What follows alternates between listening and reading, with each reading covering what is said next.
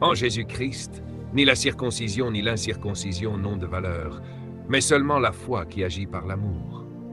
C'est donc pas une question de rituel, mais de foi opérant par l'amour. Tu peux faire tous les symboles religieux, tous les rituels, tout le cérémonial, tu peux jeûner, faire tout ce que tu veux, la foi restera sans effet s'il n'y a pas d'amour. Le jeûne peut être annulé sans amour, les offrandes aussi, même la prière.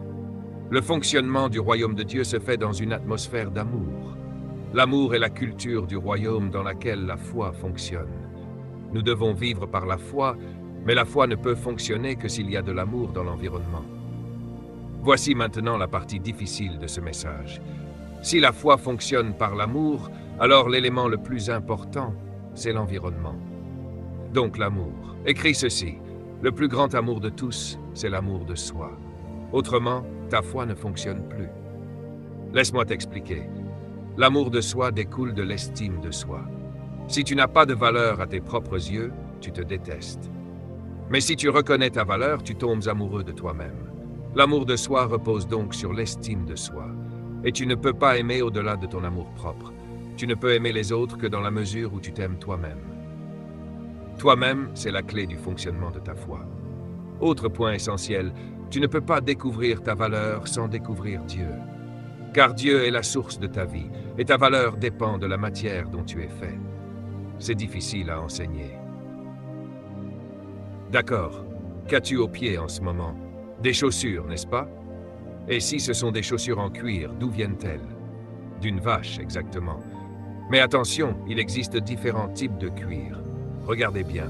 Vous allez dans un magasin pour acheter une paire de chaussures. Les femmes comprendront peut-être mieux cela que les hommes. Mais certains hommes aussi.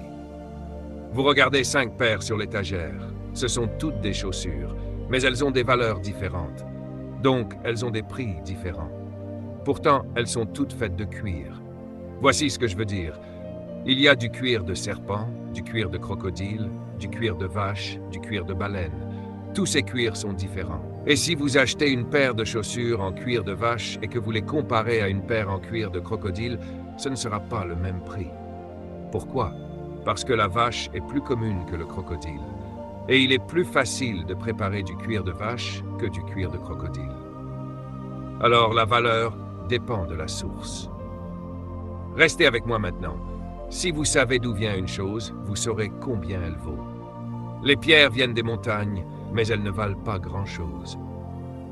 Donc, quand on casse une pierre, elle ne donne rien. Mais si vous trouvez un diamant et que vous le taillez, vous obtenez une valeur